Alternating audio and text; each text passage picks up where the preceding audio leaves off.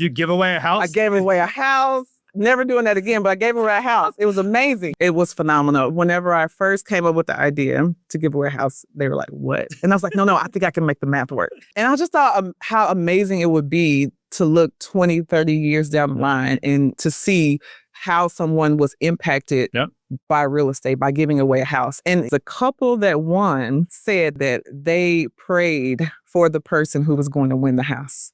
Wow. Yeah, and it was them. And they had just, experienced a miscarriage, and they had a really difficult year. So this was a really amazing blessing for them.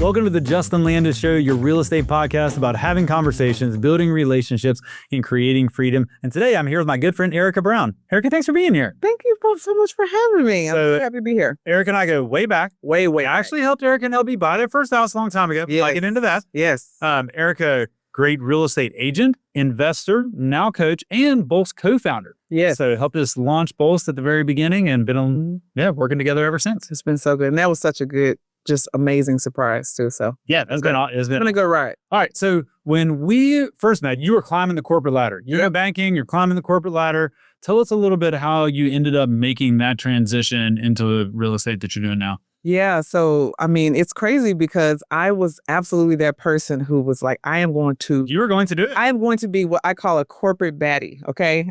Like I'm going to keep going and I'm going to retire from corporate at 65 and do all the things.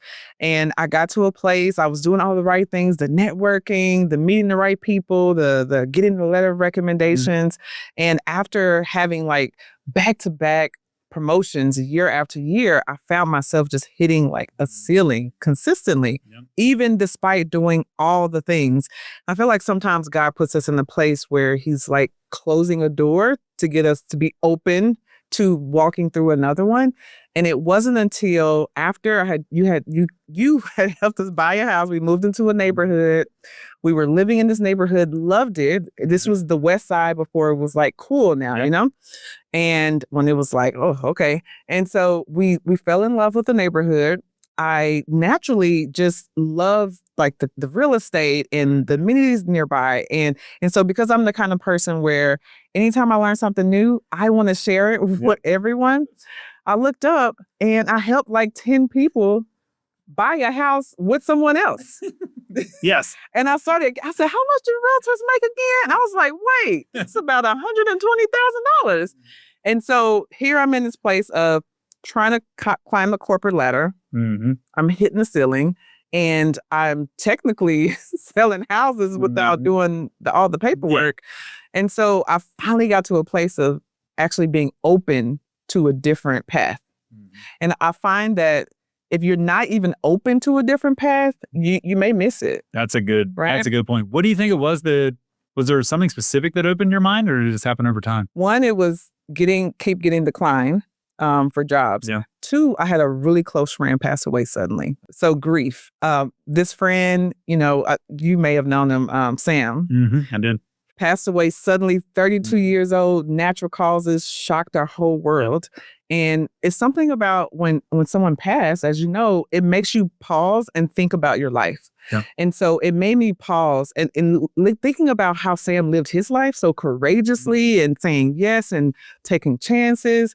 It made me feel like, well, maybe I'm missing something in mine. So let's be open to what God is going to do and not just think that things have to be this way. And then what steps did you take to pursue that? Now that you're open to it, what did you do to walk through the next door? So I did two things. I contacted two people who were in real estate. Mm-hmm. I reached out to you because you were my realtor and you were still in real estate. And I reached out to another friend who had previously made the transition from banking to real estate. Oh, nice. And I said, okay, if I decide to do this, what do I need to do? Mm-hmm. How much money do I need to have saved? What's important? What are some of the steps? And you and my friend gave me the blueprint. Mm-hmm. And so for me, once I get the information, I'll just, and I had a conversation with my husband, like, because this is very different, and it was going to require me to leave a 6-figure job to potentially start a business. Yep. And so that was pretty scary. And when you did it, you were pretty immediately successful. Yeah. You found success really quick. What was it like getting started in this? Because for anyone who's listening that is in corporate America thinking of jumping, it's very different. Yes. It is very different. Yes. So what advice would you give, and how, tell a little bit about what that first year or so was like for you? Well, so it's interesting because some of the mechanics were the same. So as a banker previously, my job was to assess my clients' needs. Okay. And so similar as a real estate agent, it's your job to do that too. So my network had already looked at me kind of like the financial guru go-to. That is helpful. From banking. Yep. So whenever I decided to go into real estate, it was really a natural transition because I was already sharing about, hey, we moved to this neighborhood.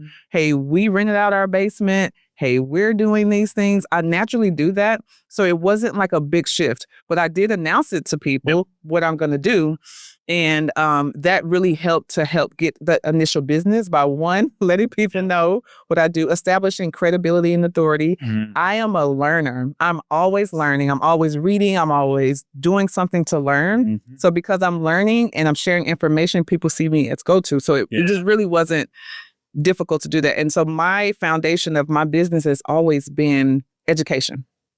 So because people see value in the information that I give, that helps it to be easier for people to work with me, whatever I decide to do. Man, I think that's so valuable for real estate agents listening to figure out, hey, what is my role? Who do I want to show up and be? I want to be the educator. Yeah. I am sharing financial education with the people that I know. That's a great role to take in this business. Right. So you start doing that, and you're working with primarily retail clients at first, but then also you started to think more and more about investing, and out your basement. Tell a little bit about your journey of the clients that you worked with over time, and which led into your own personal investing story. Yeah, for sure. I mean, I don't know if you remember the first house. Oh yeah, I can remember. I can picture it in my head like it was yesterday. Yeah, that house had this crazy dirt crawl space. It was not a basement. I don't know. I mean, I remember we were talking about this. Like I try to be direct but kind, and I'm trying to be direct. Like I'm not sure this actually could be a livable space. But also I don't want to squash your dreams. Go for it. Exactly. I'm like, it's 6.5 feet. Exactly. We can figure it out. Yeah. And so that buying that house and being able to renovate it and to be able to create that space in the basement was the key to us not living paycheck to paycheck anymore. Because even though I was making 6 figures, it's expensive, right? Oh yeah. So that cushion allowed us to be able to get out of the paycheck to paycheck cycle. So then I'm saying, okay, if I'm going to make this switch from banker, manager to real estate agent, my mind, because again, I am not the risk taker. I'm not the kid who had a lemonade stand at 10 years old, right? I'm thinking like this is the trajectory. So I need to figure out a way to come up with consistent income so that in case I'm not getting a commission check or something like that, my family can still pay their bills. Yeah. So I actually looked at real estate investing as a way to be able to get additional forms of income to help me, be able to focus in on my real estate agent business. And so being able to have that first house hacker, or I didn't even know the term house hacker. I don't think people were saying it back then. No, that's what it was. Yes. Rented out my basement. That was the first part. And then we bought another property. It's pretty much year one becoming an agent. We also bought an investment property. Yeah. And I did some things that the traditional finance guru would not agree with. I used a portion of my 401k as a down payment, but we were able to get 100% return on our investment within the next year. And so it was really financial advisors would like that. They like 100% return on investment. Yeah, they would like that, right? And so it was key. And so we continued to buy real estate in addition to sell real estate. Yep. And I started out working with people just like me who were, looking to buy their first home. And then after I helped them buy their first home, and as I'm sharing our story of being able to buy rental properties and this new Airbnb thing and making money there, and people were like, I want to do that too. It's like, okay, cool, I can help you. Yeah. And then it just kind of kept going from there. I want to go back to that very first house because I think for people listening, that for ourselves individually and for our clients, there's something to learn. So this property, it was bank owned and it was not in good condition, used an FHA 203K loan, if I recall. Yep. And so there's a good amount of work to that. Yep. But you can do it with a pretty low down payment. And then you guys immediately had a lot of equity in the house because you did the work. And that's another thing that kind of changed that trajectory a little bit there. You got that second property, you're in this position of great equity. Yes. And that's still possible to do even in today's market. It is. Yeah. It is. It was huge. It was huge. I mean, those first two investments were key to now. I mean, now we own over $5 million in real estate. And those two key investments were the catalyst to all of it. Yeah. Man, I love that. And also in the right place, right location. This was before West Side Trail. Yeah, before the West Side Trail. This is in the historic West End. Yeah. And so, there were a lot of houses for sale. We looked at a lot of houses. You had, people had their pick. You could buy a good amount. And it ended up being an awesome buy. It changed your trajectory. So, all right. So you've got those first couple, which were huge for your investment portfolio. And then you set a goal for yourself that you wanted to hit a specific number. Tell us about that, because I think this is going to be fascinating for people to hear. Yeah, I mean, again, I'm like super simple. And when it comes to figuring out, okay, I'm at my bank and I'm thinking about, okay, we're going to set up this new business and become a real estate agent. And if I calculate the commission I would have already made, I'm going to be able to hopefully match my salary that I'm making. But then also, I want to be able to withstand the ups and downs of business. So we set a goal based off of how much it took for us, our minimum lifestyle. Okay. So we say, okay, just to minimum be able to pay our bills and do what we need to do, maybe not go on vacation, all of that. That number was $5,000. So our first goal for real estate investment, like passive income or income, I don't want to say passive because it's definitely not passive, but reoccurring income was $5,000, because my goal is like, if we could at least cover that, if I have a slow month, then we will have that money back from real estate. And so that has served us over the years for sure. Because once you got to that number, did it produce like a level of freedom or comfort or something like that? Oh yeah. I mean, I was able to homeschool my kids. We've been able to vacation. We've been able to do support our mental health. Like so many things we've been able to do, being able to have, additional income from real estate. So you've got this income going. Your real estate agent business is growing. Tell us what kind of like the next couple of years were as you were growing both your investment and agent business. Yeah. So one of the beautiful things I love about having a corporate background is that in corporate, you get to learn what it's like to run a business on someone else's dime. You did. Someone else's dime, someone else's budget, all the things. And so I really like the team structure. I felt the value of having a team, and especially as a working mom, I wanted to still be able to have the flexibility and to be able to have the freedom. And so I began building a team year 2. That was not advised at the time. This is not the typical real estate agent path, but tell us about your path. It's been good. My leadership at the time was like, you don't even know what you're doing. And I was like, I know. Okay, I know. But, and so I had a friend from Texas who had reached out to me who was interested in real estate. He had majored actually in real estate in college. And he was thinking about moving to Atlanta. So I was like, come on out here and you could stay in our basement and let's show you around. And so he was my first teammate, Omid. And so I began building a team. I brought on an agent. I hired an admin. The first thing I did was like, let me get rid of all the things that I don't need to do. Admin, transaction coordinator, and then from there started building our team while also continuing to invest in real estate. So when we had surplus after, we were able to take care of our expenses and fund our savings and stuff like that, extra stuff, we would buy another property here, buy another property here. I bought a few properties that initially were going to be listings. I'm like, hey, would you mind if I buy it? You know, and so just kind of did that over time. How did you, I think people are probably asking themselves, how did she find those properties? How did she find, you mentioned some on the listings, but how did you find those properties you were buying? So many different things. One, I believe in the value of opening up your mouth and letting people know what you do. I was hoping you were going to say something like that because so I have a great example of this. Growing up, my dad used to flip classic cars. Yes, he had a specialty. We always grew up having 60 model Chevrolets in our garage. So he would restore Chevy Camaros and Novas and all these different classic cars.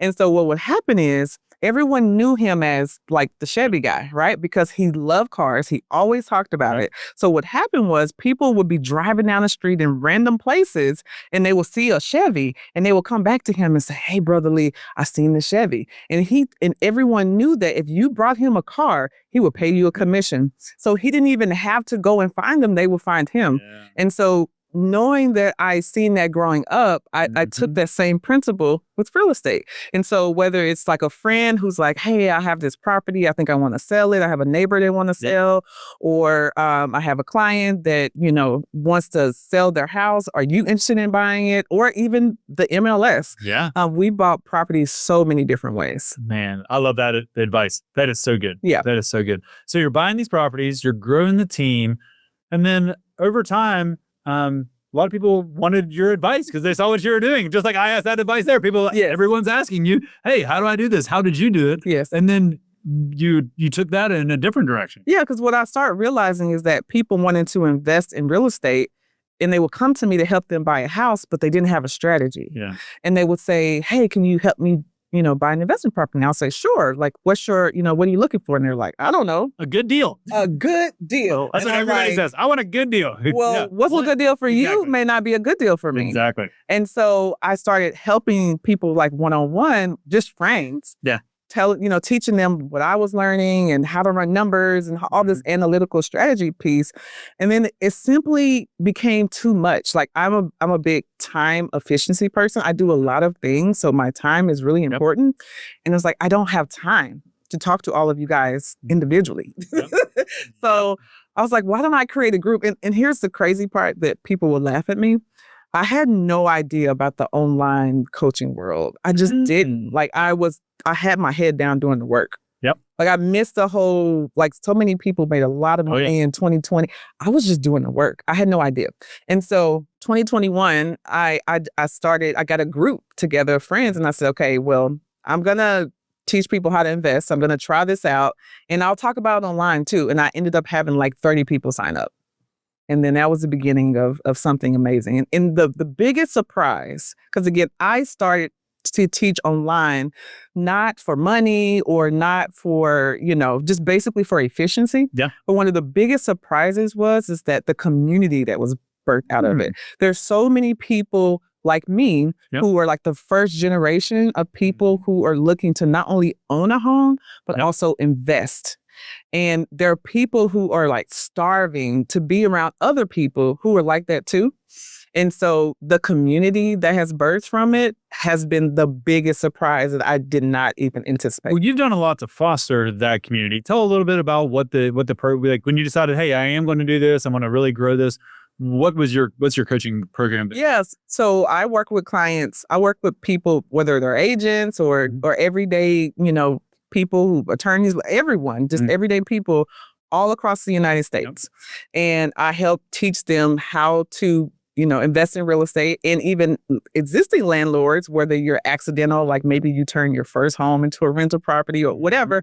I teach them how to scale, how to buy more, how to manage what you have, and how to leverage it so that you don't have to use all of your money. A lot of the principles that I had to learn, I teach my community. And so it's a combination of online and in person. So we meet up in beautiful, amazing places. And we have retreats. I mean, we just left the guys there. That's a big thing for fostering community. Yes, huge. I mean, we have couples, we have everyone. We have so many different types of people. We come together in cities across the United States a couple times a year, and we do weekend retreats, and we check in virtually, and then we have our big event at the end of the year where I have, this is my third year, I have the Owning and Living Experience. We come together in Atlanta and it's just an amazing, it's not like your typical conference. It's like we have music, we have media, we have real estate, we dance, we had a worship service. You give away a house? I gave away a house. Never doing that again, but I gave away a house. It was amazing. You got to tell everybody about that. Because I'm not joking. If you're listening, I'm not joking about this. No, I really gave away a house. Tell us about giving away a house at the first live experience. It was phenomenal. Whenever I first came up with the idea to give away a house, they were like, what? And I was like, no, I think I can make the math work. And I just thought how amazing it would be to look 20, 30 years down the line and to see how someone was impacted buy real estate by giving away a house. And, you know, and I baked the cost into the, you know, in the cost of the conference, but the couple who won was amazing. So the way it worked is when you bought your ticket to the conference, that you entered a chance to win the house. Yep. And so we had some type of like lottery type of situation. My assistant pulled the names. I didn't know it until the morning of. And it's so crazy because the couple that won said that morning that they knew that, you know, I was going to announce who won. Yep. That morning, that couple said that they prayed for the person who was going to win the house. Wow. Yeah, and it was them. And they had just, you know, experienced a miscarriage, and they had a really difficult year. So this was a really amazing blessing for them. And so, yeah, they have the house. It's been great for them. So awesome. And they own it free and clear, and it's already appreciated in equity. The house is in Birmingham, Alabama, which is a area that's growing. For sure. So, yeah, and it's fun. My kids were all a part of it, being able to turn over the keys. And so it's been a great experience. Yeah, I think that's something else that I'd love for you to elaborate on. It's been a family experience for you. I work with my whole family. Yeah, so tell you about your family experience. Yeah. So along the journey of real estate, now I've been full-time entrepreneur for 10 years. Not only have we, you know, we have Boast and we have our agent and now coaching, we also have other businesses. We have a very successful commercial landscaping business. We're investors in other companies. And so my kids and my husband have been involved the whole entire time. My husband is our director of property management. My brother-in-law runs hardest job in the entire organization. He sometimes I look at his face, he's on his phone and he's like, ooh, and I don't even ask questions because I know it's going down. I'm like, it's going to be okay. I used to do that. I don't do that anymore. And so my brother-in-law runs our landscaping company. My sister-in-law is a part of my team, and she also helps with property management. My kids they've worked in our landscaping company. And so because you've homeschooled, they got extra capacity and time to do it. Oh yeah, absolutely. And so it's been great for them too. It's been really great for them. So it's definitely a family effort. And it's been really amazing to be able to do it together. Mm-hmm. What, as you look forward with all these different businesses going, what are your future plans and dreams as far as real estate and investing and sharing that with other people? Yeah. I mean, I'm looking forward to now helping the next generation. You know, my sons, I have a son that's in college. He's looking to buy his first house this year. Nice. And so my office friends all their friends are following us, learning online too. Yeah. So I'm really looking forward to seeing how we're going to be able to help the next generation and really be able to demystify a lot of the, you know, the myths around real estate investing and hopefully allow it to be something that young people can aspire to even earlier than us. So if somebody's listening and they want to engage with you and follow and learn more, what are the ways that they can get connected with you and start to be on that journey of their first investment? Yeah. So I have a podcast called Wealth Within Reach, and I teach all the things. I give so much free information. I bring on guests that I've helped as well. So I definitely would encourage them to follow that. Follow me, Erika B Investor online, and then come to my conference. And, you know, come and be in the room and meet the people and experience the community and get loved on. And if you decide like I really want to take real estate seriously, then you could book a call with me and then I could talk about what that looks like. I didn't know I was going to get into real estate investing. I didn't know I was going to be an agent. I did not know I was going to be a coach, but I just kind of followed that burden. I followed that problem I was trying to solve. And the beautiful thing is like God opened up opportunities along the way. Yeah, because your journey is a beautiful journey, but it's not like you have this 10-year vision scripted out at all. I mean, it's changed over time, but you just kept taking steps, using your strengths. Yes. And then when the door opened, you weren't scared to walk through it. Yeah, absolutely. Man, that's amazing advice. Thanks for sharing that. Thank you. Erika, thanks so much for sharing this journey. I mean, what a story, and the number of people that you've impacted over that decade as an entrepreneur. It is astounding. And the beauty of investing is it's just going to keep compounding. Yeah. That impact and investment is just going to keep growing as these investments grow for people and they're able to do more. And so thanks for sharing that today. And I hope if you're listening, if you're listening to this podcast and you're like, hey, I'm inspired by Erika, I want to get involved, you should follow her. You should go to the conference, reach out. And for everybody else, we really appreciate you watching today. Make sure to like or subscribe so you don't miss a single episode, and we'll see you again next time.